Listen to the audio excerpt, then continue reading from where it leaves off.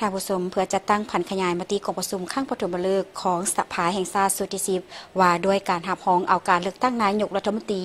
โค้งประกอบโกงจากรัฐบาลการแต่งตั้งห้องนายกรัฐมนตรีและสมาชิกรัฐบาลในตอนเช้าของวันที่30มีนาคม2026ที่สำนักงานนายกรัฐมนตรีได้ไขของประชุมข้างปฐมฤกษ์ของคณะรัฐบาลสุดที่10ภายใต้การเป็นประธานของทานสอนไซศรีพันดรนายกรัฐมนตรีมีบรรดาทานห้องนายกรัฐมนตรีและสมาชิกรัฐบาลเข้าร่วมอย่างครบถ้วนกองประชุมครั้งนี้ได้พร้อมกันค้นคว้าปรึกษาหารือประกอบคำเห็นและพิจารณาต่อบรรดาหัวข้อที่สำคัญคือ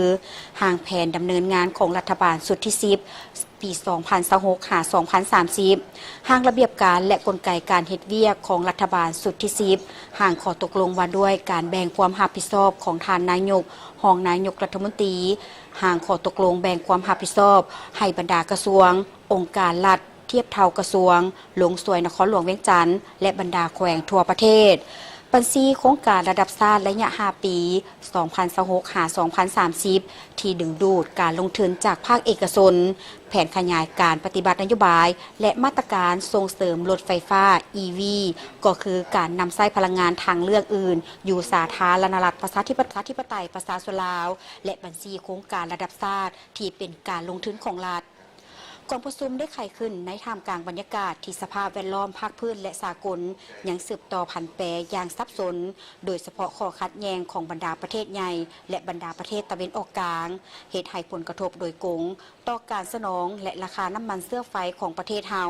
ซึ่งหมายความว่ารัฐบาลสุดที่10ได้เริ่มต้นการปฏิบัติหน้าที่ในสภาพแวดล้อมที่เข่งห้อนและสิ่งท้าทายหลายด้านเป็นต้นความมั่นคงทางด้านพลังงานการหันเป็นดิจิตอลและทรัพยากรมนุษย์การบริหารและกลไกจำนวนหนึ่งที่ยังอุดตันการจัดตั้งปฏิบัติแนวทางของภาครัฐก็คือบรรดามติคำสั่งและแจ้งการของรัฐบาลบ่มีประสิทธิผลเท่าที่ควร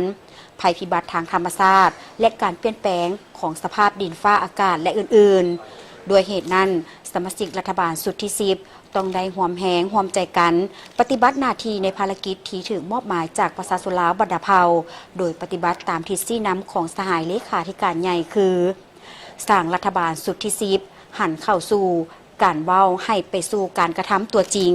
ต้องเด็ดเดียวแก้ไขสภาพเว้าหลายเฮ็ดน้อยหรือบ่เฮ็ดเว้ามีวาระศิลป์จบงามเป็นตาฟังแต่เฮ็ดบ่ได้หรือบ่ได้เฮ็ดออกมาให้เป็นผลได้รับหรือเกิดผลบ่สามารถจับต้องได้เป็นเจ้าการตั้งหน้าพันขยายมติกองประชุมใหญ่ผู้แทนทั่วประเทศครั้งที่12ของพรรคแผนพัฒนาเศรษฐกิจสังคมแห่งชาติ5ปีครั้งที่10และบรรดามติสภาแห่งชาติวางออกด้วยความรับผิดชอบสูงในโอกาสดังกล่าวทานนายกรัฐมนตรีเรียกร้องมายังบรรดาทานสมาชิกรัฐบาลจงได้พร้อมกันเอาใจใส่ค้นคว้าและประกอบคำเห็นอย่างลึกซึ้งแทนกับสภาพความเป็นจริงของแต่ละปัญหาโดยการเสนอทัศนะอย่างกงไปกงมากระทัดรัดมีจุดสุมเพื่อเหตุให้กองประชุมครั้งนี้บรรลุตามคาดหมายที่วางไว้พิเศษกองประชุมครั้งนี้ยังได้รับฟังการโอ้ล้มจากสหายทองลุ้นศรีสุริตเลขาธิการใหญ่คณะบริหารงานศูนย์กลางพรรคประธานประเทศแห่งสาธารณรัฐประชาธิปไตยประชาชนลาวเพื่อเป็นเข็มชี้ทิศเยียงทางเป็นกำลังใจให้แก่รัฐบาลสุดใหม่